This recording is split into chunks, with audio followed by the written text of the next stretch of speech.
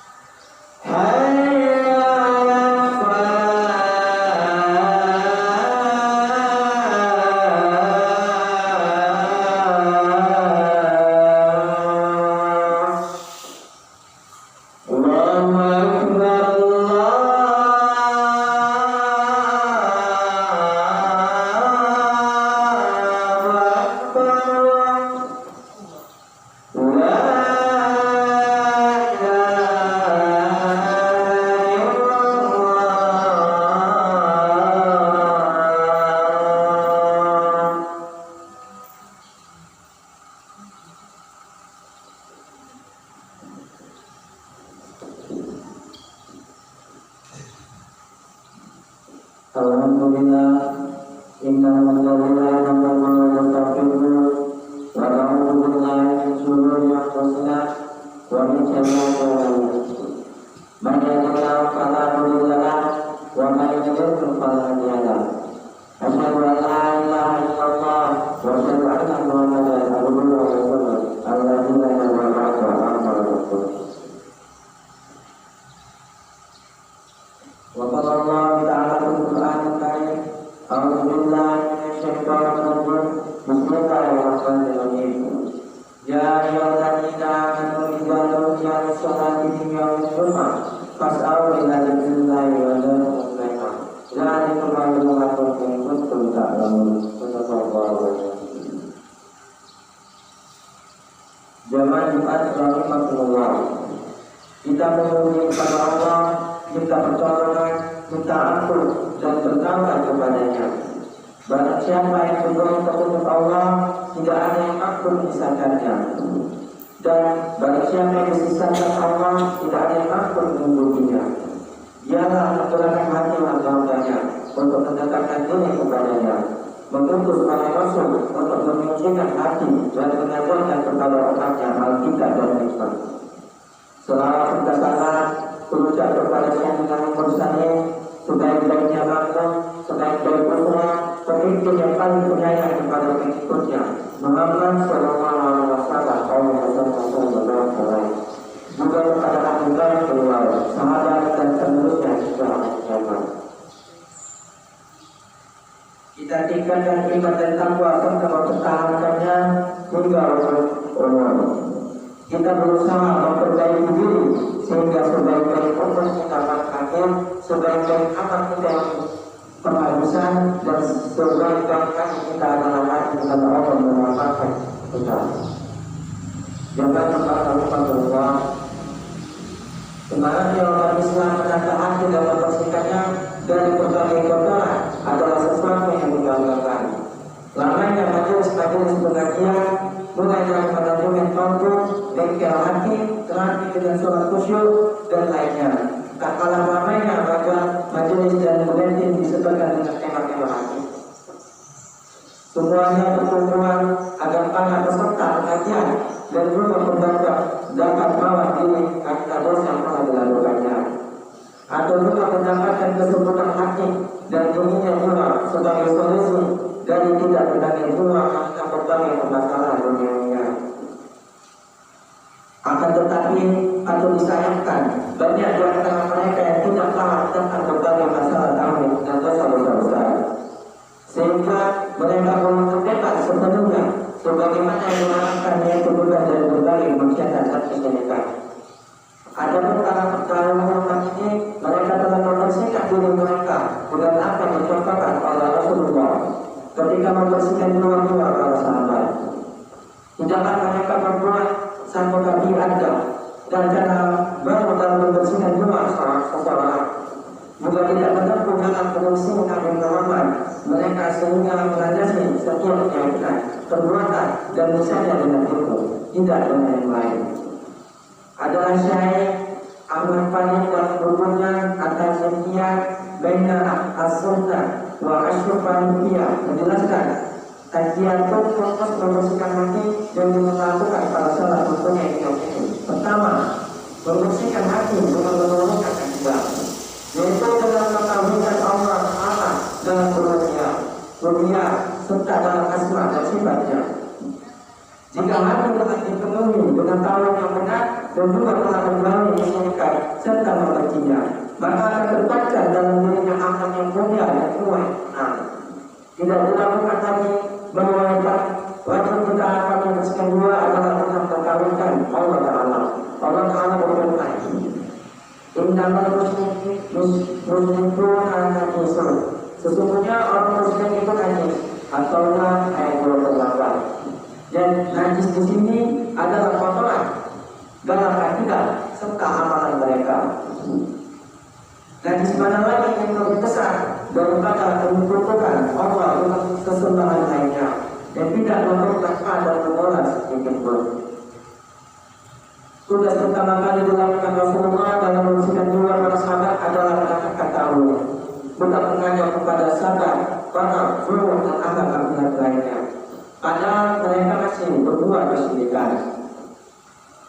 Allah Taala berfirman, Dialah yang memutuskan kepada kaumnya yang buta, bodoh, seseorang Rasul antara mereka yang mengajarkan ayat-ayatnya kepada mereka, menunjukkan mereka dan mengajarkan kepada mereka kitab dan hikmah sunnah. Dan sesungguhnya mereka sebelumnya benar-benar dalam kesalahan yang nyata. Al-Jumu'ah ayat 2. Ayat ini menjelaskan bahwa Rasulullah SAW membersihkan tauhid para sahabat dan berbagai dosa kemusyrikan terlebih dahulu sebelum yang lainnya. Setelah itu mereka baru memerintahkan untuk berakhlak dengan akhlak yang mulia dan dijauhkan dari akhlak yang mulia. Dengan pemahaman itulah mereka kemudian membuat generasi yang paling paham terhadap Islam, generasi yang paling baik akhlaknya dan generasi yang menjadi rujukan dari zaman ikutilah mereka, pasti kalian akan mendapatkan petunjuk. Apa artinya bagi seseorang kanisan zikir yang lama dan salat yang lama, tetapi bersama dengan itu yang menuntut Tuhan Allah Taala dalam kehidupannya. Kedua, membersihkan jiwa dengan melaksanakan berbagai kewajiban dan menjauhi hal-hal yang dilarang. Ini adalah takziah yang wajib dilakukan setelah mentauhidkan Allah Ta'ala. Dan tidaklah ada sesuatu yang dicintai Allah Ta'ala setelah mentauhidkannya kecuali melaksanakan berbagai kewajiban dan menjauhi berbagai hal yang dilakukan. Sebagaimana dalam hadis qudsi, wa ma taqarraba ilayya 'abdi bi syai'in ahabba ilayya mimma taraktu 'alaihi. Tidaklah hamba pun mendekatkan padaku sesuatu yang aku cintai dari apa-apa yang telah aku lakukan padanya. Ibnu Hajar ketika mengomentari hadis ini berkata, dapat diambil faedah dari hadis ini bahwa amalan yang tak dicintai Allah adalah melaksanakan berbagai kewajibannya. Metode Ahlus Sunnah wal Jamaah dalam membersihkan jiwa setelah mentauhidkan Allah Ta'ala adalah dengan melaksanakan kewajiban dan menjauhi hal-hal yang dilakukan. Artinya tidak akan menyembuhkan sesuatu yang sunnah dengan meremehkan berbagai kewajiban. Beberapa kaum muslimin yang berhaji setiap tahunnya, sedangkan mereka tidak pernah melakukan zakat yang harus dibayar. Di antara mereka ada pula ulama di masjid, sementara mereka tidak membayar zakat. Wah, jangan diperlakukan. Benar syair yang mengatakan, barang siapa menyebutkan yang wajib dan lupa dengan hal sunnah, maka dia terampuni. Barang siapa yang menyebutkan dengan as-sunnah dan lupa dengan hal yang wajib, maka dia tertipu. Allah Ta'ala tidak akan menerima hal-hal yang sunnah dari hambanya sebelum dia mengerjakan yang wajib. Ahlus sunnah mengerjakan suatu amalan sesuai dengan prioritas amalan yang diperintahkan Allah Ta'ala dan Rasulnya. Bahkan di antara perangkap setan yang dipasang untuk menjalankan seorang hamba adalah menyibukkan dengan amalan yang tidak penting dan meninggalkan yang penting. Jelaslah bahwa menunaikan kewajiban lebih utama dibandingkan yang sunnah. Sudah menjadi keharusan dari seorang muslim menyempurnakan kewajiban-kewajibannya, setelah itu menambah dengan hal-hal sunnah semampunya. Ketiga, membersihkan hati dengan amalan-amalan sunnah, yaitu berbagai bentuk taat kepada Allah Ta'ala yang tidak dihukumi wajib atau seluruh amalan yang Allah cintai, mulai yang sangat mendekatkan atau yang hanya sunnah saja. Semuanya menjadi sarana bagi kita untuk membersihkan jiwa. Dalam hadis qudsi Allah berfirman, wala yazalu abdi yataqarrabu ilayya bil nawafil hatta ahibba. Dan tidaklah Allah senantiasa mendekatkan kepadaku dengan nawafil, amalan-amalan sunnah, sampai aku mencintainya. Amalan-amalan sunnah juga bisa berfungsi sebagai pelengkap amalan-amalan wajib yang belum sempurna ketika mengerjakannya. Jika sholat tidak berkhusyuk dan kadang-kadang terbesit pikiran-pikiran yang tidak fokus, maka amalan sunnah dapat menyempurnakannya. Demikian pula puasa kita yang belum menyempurnakan dalam pelaksanaannya karena masih belum bisa menahan pandangan dan ucapan yang bermanfaat, maka puasa sunnah sebagai pelengkapnya. Sebagaimana dalam hadis qudsi Allah berfirman, "Unzuru hal abdi minta tolong waktu ini baru Allah." Lihatlah, apakah bagi hamba mempunyai amalan sunnah yang mengkaku dengannya kewajibannya. Inilah jalan para salaf dalam membersihkan jiwa mereka dari berbagai kotoran, dan inilah jalan lurus yang diajarkan Nabi Muhammad jika kita ingin selamat. Maka tidak ada jalan lain kecuali harus mengikuti jalan mereka.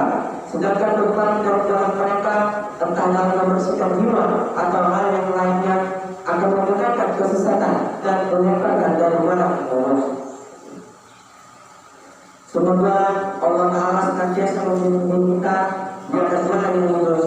Demikian khutbah yang dapat saya sampaikan, kurang dan lebihnya kami minta maaf. Itulah 3 cara menjadi pokok dan bukti persoalan dalam takziyatul kubur.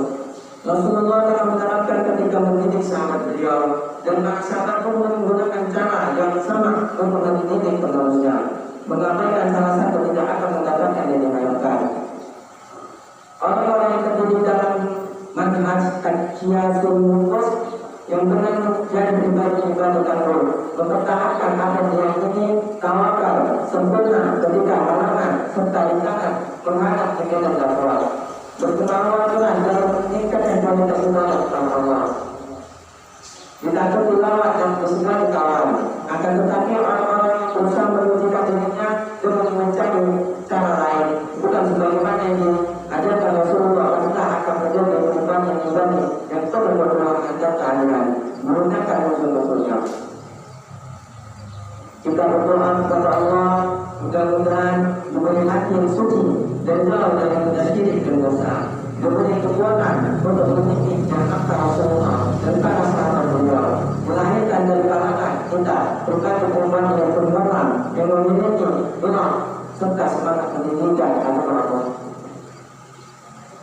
Assalamualaikum warahmatullahi wabarakatuh. Wa nafa'ani wa iyyakum bima kuntum ta'lamun wa taqabbal minni wa minkum innahu ta'ala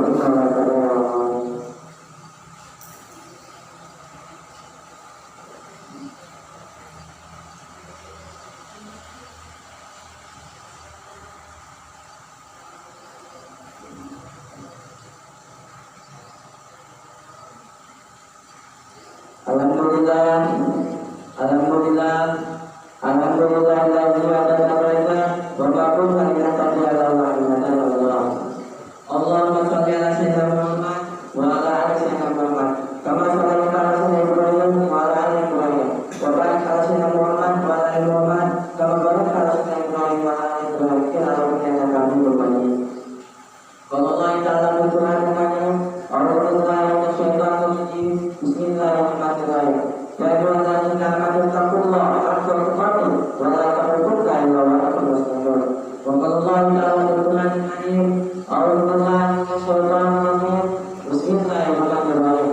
Innallaha wa malaikatahu yusholluna 'alan nabi ya ayyuhalladzina amanu shallu 'alaihi wa sallimu taslima. Allahumma qini muslimin wa muslimat wal mu'minina wal mu'minat al-ahya'i wal amwat birahmatika ya arhamar rahimin. Allahumma inna al-haqqa haqqan wa la tu'ma wa anna batila batila wa kunna jannata tinasa. Rabbana atina fid dunya hasanah wa fil akhirati hasanah wa qina adzabannar. Walhamdulillahi rabbil alamin. Ibadallah, inna Allah yaqulu bil adli wal ihsan wa ita'i dzil qurba wa yanha 'anil fahsya'i wal munkari wal baghi. Yaikum la'allakum tadhakkarun. Fadhkurullaha yazkurkum wa ud'uuhu yastajib lakum wa la yadhurrullaha akbar.